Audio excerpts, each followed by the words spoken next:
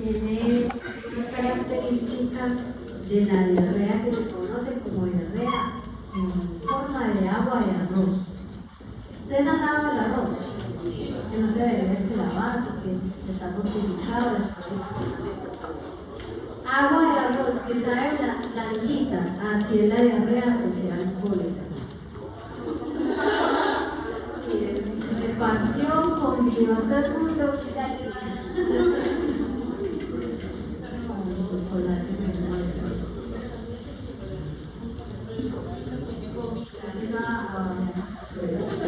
Bueno, entonces el colesterol es muy importante como patógeno asociado a mortalidad. O sea, si uno la cólera, tiene la muerte asegurada.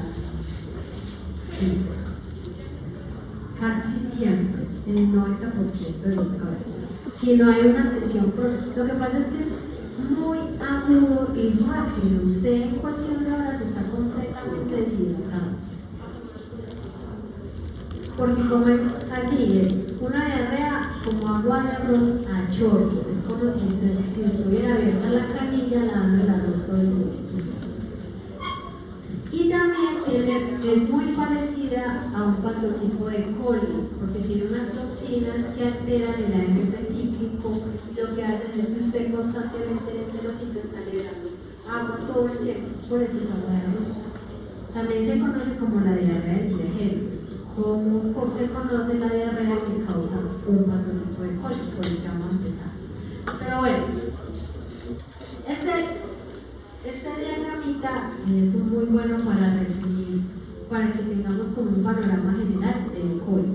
Entonces tenemos que la E. coli, que se transmite por vía fecal oral con una dosis infecciosa mucho más alta de salmonella, de esa la 8, esas sí son 10.000 millones.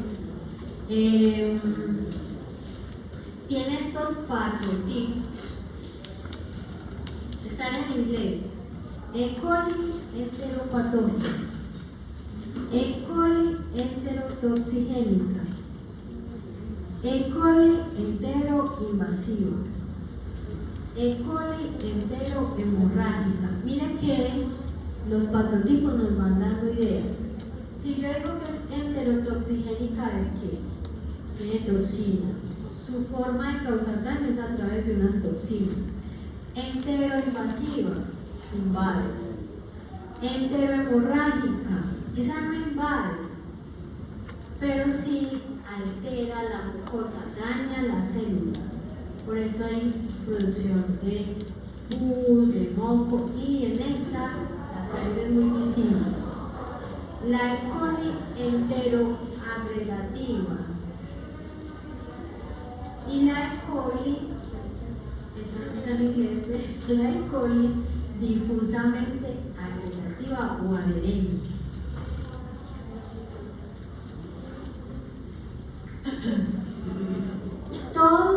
Todas las E. coli y sus patotipos tienen las mismas características biológicas. O sea que en el laboratorio de microbiología lo único que le van a decir a ustedes es que se aísla bacilo gram negativo compatible con E. coli. No le van a decir se aísla bacilo gram negativo compatible con una E. coli enteroinvasiva, no. No le van a decir el fenotipo. Si es un laboratorio de biología molecular, pueden hacer identificación de los genes asociados con cada una de esas propiedades de los patotipos. Pero en un laboratorio de microbiología, o sea, en un segundo nivel, que ya pueden hacer biotivos, series bioquímicas, no van a decir que si no nada más eso. ¿Qué le va a usted a orientar el patotipo? La clínica. Y la clínica es muy, todo, tener claro cuál es el posible patotipo es importante, porque usted así, con ese conocimiento, va a predecir las posibles complicaciones de ese paciente. Porque un paciente con una E. coli enterotoxigénica quizás se maneje más fácilmente con estar verificando la deshidratación únicamente que, por ejemplo, esta E. coli hemorrágica, que además de la deshidratación hay que mirar muchas otras más complicaciones. ¿Sí? Pues por eso es bueno que tengamos conocimiento que E. coli tiene formas diferentes de causar daño y que hay unos cuadros clínicos típicos de cada uno de esos patotipos que va a orientar la posible complicación. Pero el tratamiento va a ser igual si es una E. coli interinvasiva a una E. coli interagregativa, a hemorrágica, enterotoxigénica. Dependiendo del patrón de resistencia, si hay que cambiar el tratamiento, pues se cambia, ¿cierto? Por eso en el laboratorio no es limitante que a usted le digan, se aísla E. coli. Hay pruebas inmunes que me van a identificar un serotipo, que ahorita lo miramos de cuál patotipo es, que el laboratorio de segundo nivel nos puede dar esa información. Eso nos va a orientar mucho más, obviamente, ya nos va a decir inclusive qué patotipo es, pero eso no nos va a decir uno. Si esa prueba sale negativa, lo único que podemos decir es que no es ese patotipo, pero cuál es, tampoco puedo saber. ¿Listo? Solamente con análisis moleculares o de toxinas, identificando las toxinas y para hacer identificadores de toxinas también son procesos moleculares, técnicas moleculares. Se asocian, independiente del patotipo, hay varios patotipos, se asocian específicamente con infecciones intestinales y con infecciones extraintestinales. Ya vimos esa que causa el síndrome urémico hemolítico, que es esta, sepsis o la meningitis, específicamente sepsis y meningitis, más frecuente neonatal. La sepsis, la meningitis sí es exclusivamente neonatal. Todas tienen fimbrias, bacteriocinas, la endotoxina, todas tienen flagelo, sideróforos, exotoxinas. Para hacer su identificación, todas estas enterobacterias requieren coprocultivo. Yo con un GRAM puedo hacer diagnóstico de infección en tracto gastrointestinal por bacterias. No, el GRAM de materia fecal no me dice nada. ¿Qué me dicen? Hay muchas bacterias, que es lo normal que vamos a encontrar en materia fecal. Hay que hacer, ¿cómo se llama la prueba para hacer el diagnóstico? Coprocultivo. No es coprológico, no es coprograma, es coprocultivo. El coprológico me identifica parásitos.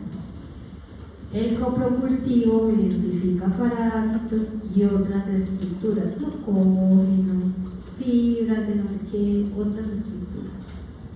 El coprocultivo es el único que me permite decir cuáles son las bacterias que están creciendo en esa materia fecal.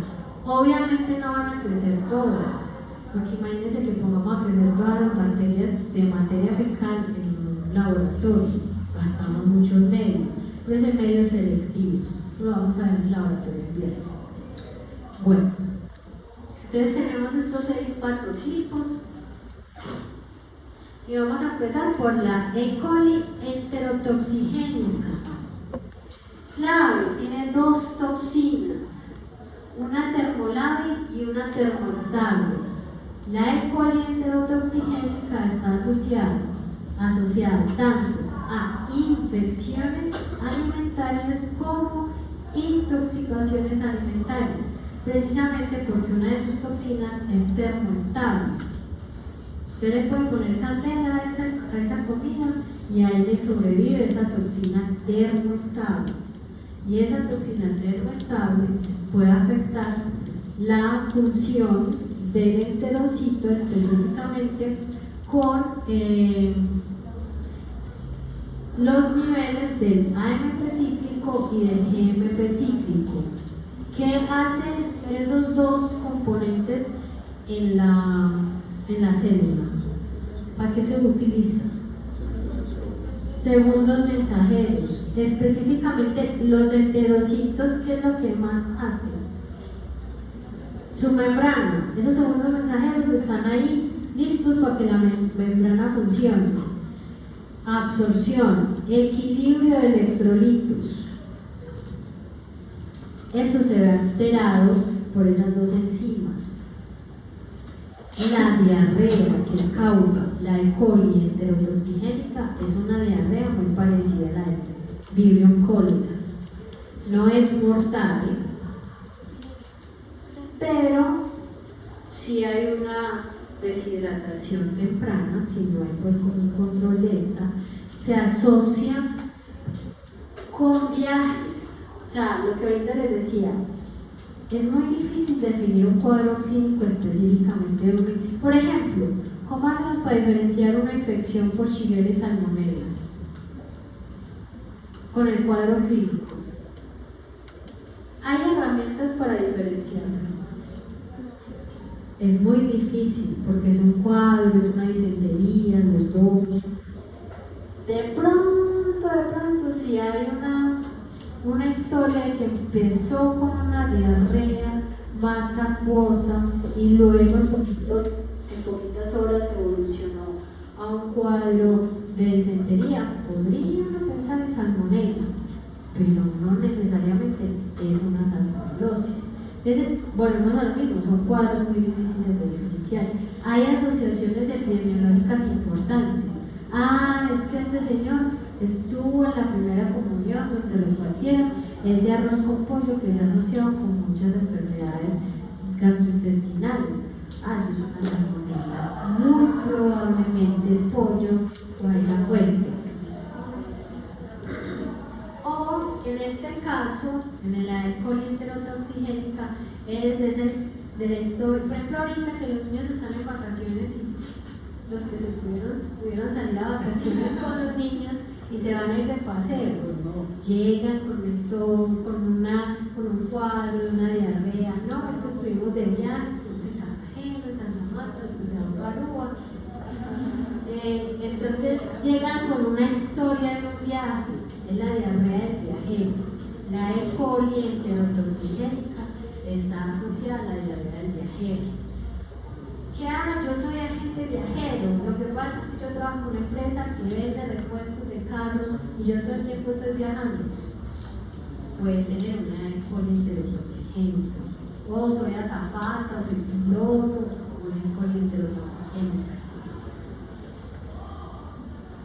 La diarrea es secretora, es abundante, evidentemente con mucha agua, y no está asociada a un cuadro inflamatorio.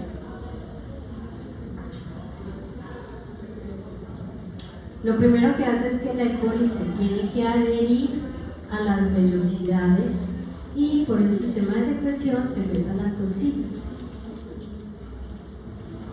Esa es la forma como causa daño. No hay nada más para decir de la E. coli enterotoxigénica. La E. coli, ¿cuál es esta? Enteropatógena. La E. coli enteropatógena, miren que forma unas estructuras que se conocen, que las describen los patólogos como estructuras en ovillo. No son biopelículas, porque la biopelícula es una estructura especializada que crea canales para que se transporten nutrientes, para que haya un poro sensi, se van muriendo las que están más externas, sobreviven las internas. Era una pregunta del parcial, creo que era la última del parcial. Por allí hay uno que se pegó en esa pregunta, entonces era la última del parcial de la biopelícula, o la antepenúltima. Está en la última página. Bueno, pero no es una biopelícula, o sea, es una forma de unión de bacterias que lo único que logran es que aplanan la velocidad del enterocito. Al aplanarlo, disminuyen la superficie de esa membrana que está en contacto con el lumen intestinal y eso va a alterar ese intercambio. cambio de nutrientes. Entonces ya mecánicamente hay un efecto negativo sobre la función del enterocito, pero adicionalmente tiene unas proteínas que son translocadas por el sistema de secreción y que lo que alteran es la actina del citoesqueleto del enterocito. El citoesqueleto del enterocito es muy particular porque el enterocito, por sus vellosidades, el enterocito todo el tiempo está haciendo esto con esas vellosidades, ¿cierto? Además, pues él naturalmente se está moviendo todo por el peristaltismo. Pero el enterocito hace esto para poder captar. Y el citoesqueleto de esas vellosidades está organizado de una manera particular y es rico en actina. Y la actina favorece este movimiento. Resulta que la E. coli enteropatógena lo que hace es que modifica la actina e impide que se mueva así las vellosidades, sino que se queden fijas. Eso también disminuye la capacidad de absorción de los enterocitos. Entonces mire que todo es más mecánico, es un daño mecánico. ¿Cómo modifica el rearreglo de la actina? La actina en las vellosidades está de esta manera, sobre los microtúbulos. Cuando la proteína que tiene la bacteria, que tiene la bacteria que modifica el citoesqueleto, la actina deja de estar reacomodada en esta forma y se acomoda horizontal. Y al acomodarse horizontal le permite que la proteína de la bacteria se apile y forme estos pedestales. Estas estructuras de aplanamiento de una vellosidad se conocen como pedestal.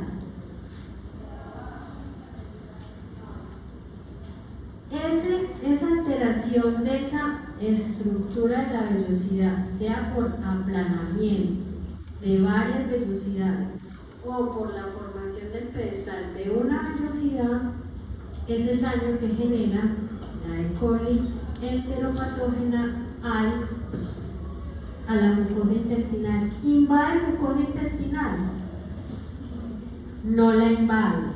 ¿Qué hace? Daña las vellosidades de los enterocitos. ¿Cómo? Mecánicamente. ¿Cuál sería el cuadro clínico acá? ¿Sería una diarrea disentérica? ¿Una diarrea secretora? Es una diarrea secretora.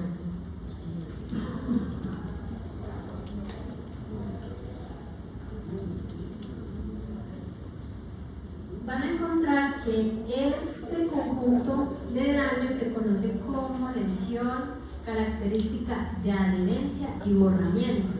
¿Qué está haciendo? Borrando la vellosidad, ¿cierto? Está la E. coli enterohemorrágica. La E. coli enterohemorrágica no invade, esa tampoco invade.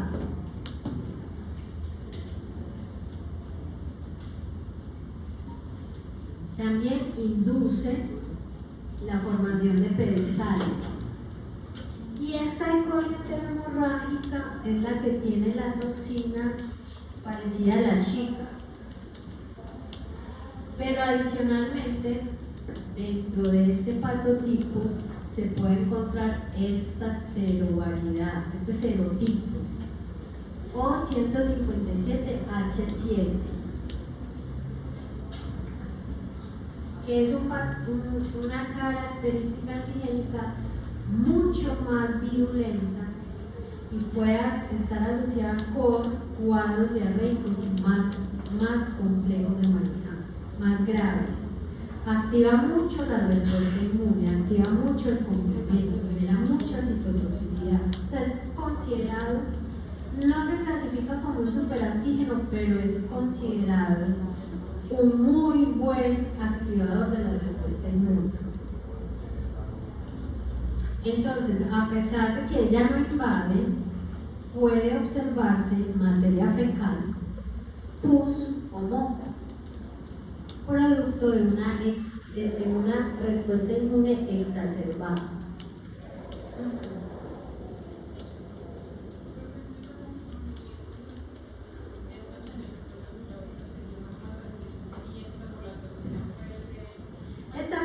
La podemos encontrar tanto en tracto delgado, intestino delgado, como grueso. Las dos anteriores sí son de delgado, típicas de delgado.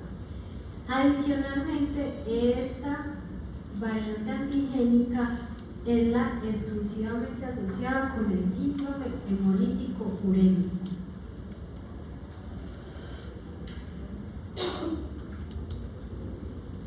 ¿Qué pasa cuando hay muchos complejos inmunes en el cuerpo? Eso que resulta ser en nosotros, muchos complejos inmunes, antígeno, anticuerpo, mucho antígeno, anticuerpo. Es muy tóxico para nosotros. ¿Dónde se acumula? En las articulaciones. Cuando ya eso está saturado, ¿dónde más lo podemos encontrar? En riñón. Por eso está asociado al síndrome urémico hemolítico, porque como es tan activador o exacerba la respuesta inmune, está asociado con este síndrome urémico hemolítico por los depósitos de los complejos inmunes a nivel renal. ¿Listo? ¿Cuál? La E. coli enterohemorrágica con este serotipo O157H7. Es un cuadro de diarrea más complejo, más severo, más grave. Severo no existe. Pues las enfermedades no son severas, las enfermedades son graves, son una mala traducción. Severo es la gente es estricta, severa, pero la enfermedad no, para que algún día hablemos mejor. Son malas traducciones que hemos hecho. Adicional, tiene la verotoxina. ¿Quién también tiene verotoxina? Salmonella tenía verotoxina. Y es una citotoxina que también altera síntesis de proteínas, pero no específicamente en la formación de la subunidad ribosomal o de la unión de las subunidades ribosomales, sino en el proceso de identificación de codones y anticodones por el RNA de transferencia. Molecular el daño pues, que hace la verotoxina, pero es muy eficiente en alterar la función celular. ¿Cuáles entonces hemos visto? E. coli enterotoxigénica, diarrea del viajero, diarrea osmótica. E. coli enteropatógena, daño mecánico en esas vellosidades del enterocito, una diarrea secretora. Y E. coli enterohemorrágica con un daño por la citotoxina, por la citotoxina, la Shiga altera la síntesis de proteínas, esa célula empieza a verse poco funcional y daña glucosa, por eso hay sangre, ¿cierto? Por eso se llama E. coli enterohemorrágica. Y particularmente este serotipo que está asociado con el síndrome urémico hemolítico. Ya van 3. La E. coli enteroagregativa. ¿Qué dijimos que hacía la E. coli enteropatógena? Formaba ovillos y que era una cosa que era una bacteria encima de otra y aplanaba las vellosidades. Esta, la enteroagregativa, sí forma biopelículas, pero es un daño muy parecido. ¿Qué hace que esa biopelícula ahí sobre ese enterocito? Obstruye el paso de nutrientes, ¿cierto? Es intercambio. Ese equilibrio osmótico se pierde.